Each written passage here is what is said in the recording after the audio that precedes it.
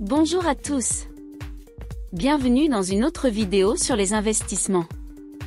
Aujourd'hui, nous allons parler d'un sujet très important pour les investisseurs, l'impact du cycle économique sur les décisions d'investissement.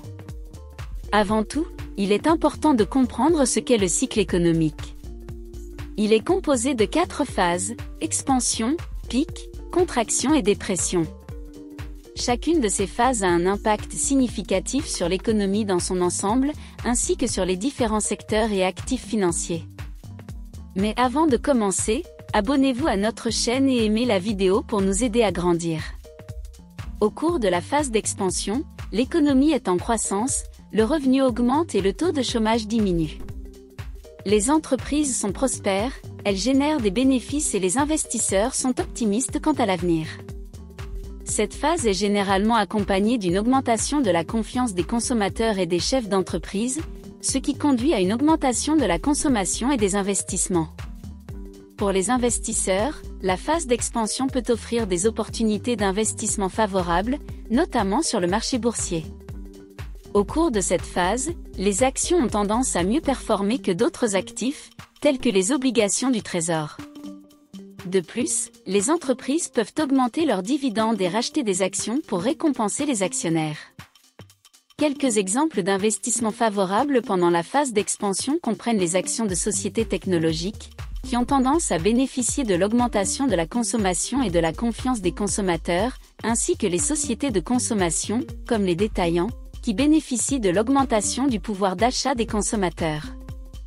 Il est également possible d'investir dans des secteurs liés à l'infrastructure, tels que la construction, qui ont tendance à croître pendant la phase d'expansion, stimulée par l'augmentation des investissements dans l'infrastructure. Pendant la phase de pic du cycle économique, l'économie atteint son apogée, mais commence à ralentir et à se préparer pour la phase suivante.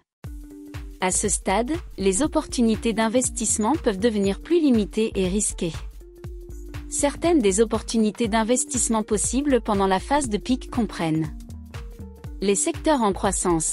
Même si l'économie commence à ralentir, il peut y avoir encore des secteurs spécifiques qui sont en hausse. Investir dans des actions ou des fonds qui suivent ces secteurs peut être une option. Actifs sûrs. Avec l'économie au point culminant, les investisseurs peuvent vouloir réduire leur exposition au risque et investir dans des actifs plus sûrs, comme les obligations du Trésor. Investissement dans l'infrastructure. Les projets d'infrastructure ont tendance à être plus stables et prévisibles, et peuvent être une option pour les investisseurs à la recherche d'investissements à long terme et plus sûrs. Il est important de se rappeler que, tout comme dans la phase d'expansion, chaque cycle économique peut avoir ses propres particularités et opportunités d'investissement spécifiques. Les investisseurs doivent toujours évaluer soigneusement les conditions du marché avant de prendre des décisions d'investissement. Pendant la phase de contraction, l'économie commence à montrer des signes de ralentissement et la croissance commence à diminuer. Cette période peut être difficile pour les investisseurs, car de nombreux actifs financiers peuvent subir des pertes. Cependant, il existe des opportunités d'investissement à explorer à cette phase. L'une des stratégies que les investisseurs peuvent adopter est d'investir dans des actifs qui pourraient bénéficier de la réduction des taux d'intérêt. Lorsque les taux d'intérêt sont réduits, le coût des emprunts devient moins cher, ce qui peut stimuler la demande pour certains secteurs, tels que l'immobilier et la construction. De plus, les entreprises à faible endettement et disposant de flux de trésorerie solides peuvent être bien positionnées pour bénéficier de la baisse des taux d'intérêt. Une autre option consiste à investir dans des actifs considérés comme défensifs, tels que des obligations du Trésor ou des fonds obligataires de haute qualité. Ces actifs offrent généralement des rendements plus faibles, mais sont également plus sûrs et peuvent aider à protéger le patrimoine pendant les périodes de volatilité du marché. Enfin, les investisseurs peuvent également envisager d'investir dans des entreprises ayant une forte présence mondiale, qui peuvent être moins exposées aux conditions économiques dans un pays ou une région donnée.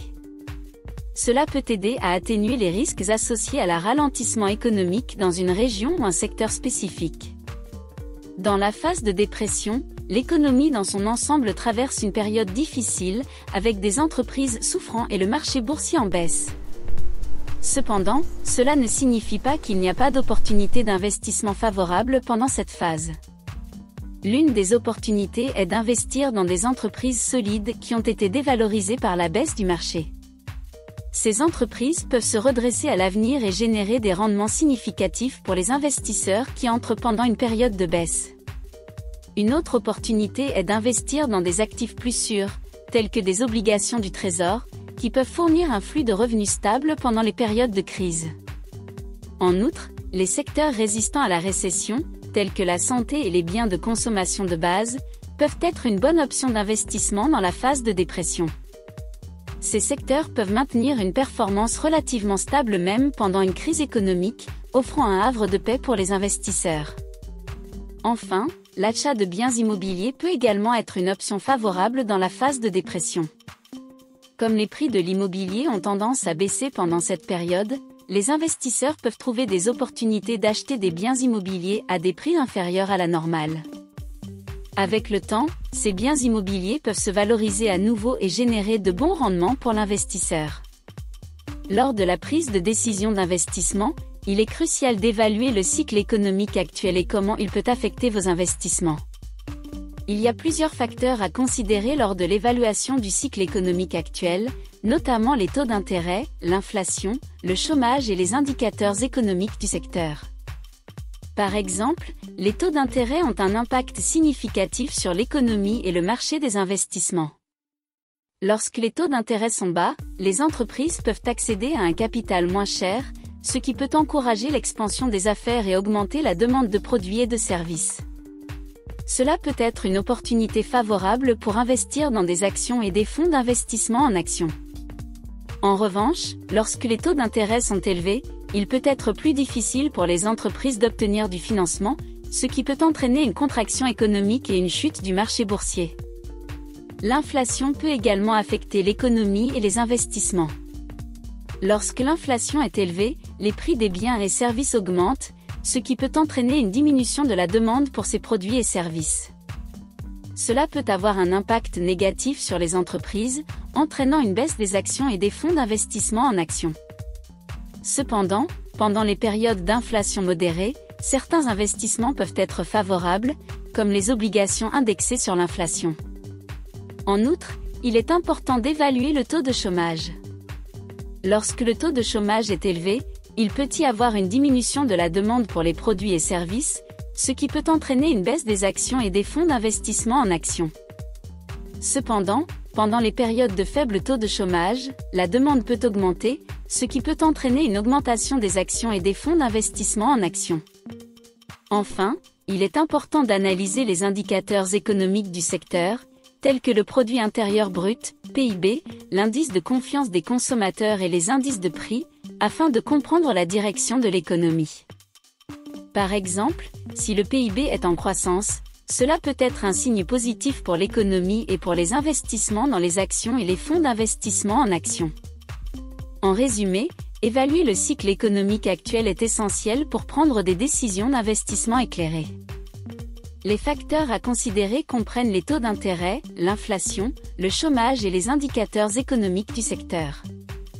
Comprendre comment ces facteurs peuvent affecter différents investissements est essentiel pour choisir les meilleures options d'investissement pour chaque phase du cycle économique. En conclusion de cette vidéo, nous pouvons récapituler les points clés qui ont été discutés. Tout d'abord, nous avons vu que le cycle économique est composé de 4 phases, expansion, pic, contraction et dépression, et chacune a un impact significatif sur l'économie dans son ensemble et sur les différents secteurs et actifs financiers. Ensuite, nous avons exploré les opportunités d'investissement à chaque phase du cycle économique, de l'investissement dans les actions et l'immobilier pendant la phase d'expansion à l'investissement dans les obligations du Trésor pendant la phase de dépression.